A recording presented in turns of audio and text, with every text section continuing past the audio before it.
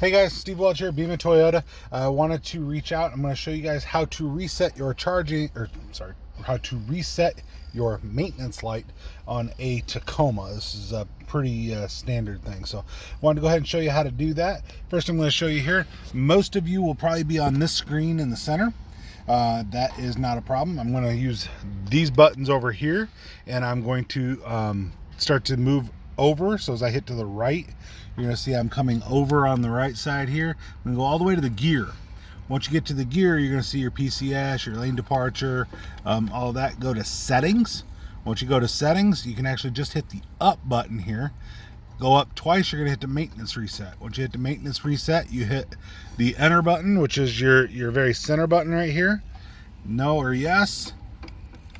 Come back through, hit to yes. Reset maintenance reset complete. That way you've reset your maintenance reminder light. It will then come back on when it's time. Usually people will a lot of times take their car in a little bit early, and maybe the shop forgets to do it, or maybe you do your oil change yourself, something along those lines. Those would be reasons to do it. But the shop that you take it to will normally reset that light for you, because it will normally say maintenance is required. Taking a little bit early, you might have to reset that yourself. Let me know if you have any questions. Post comments in the bottom there. Short video just showing you how to do your maintenance reset on a Tacoma. We'll talk to you guys soon.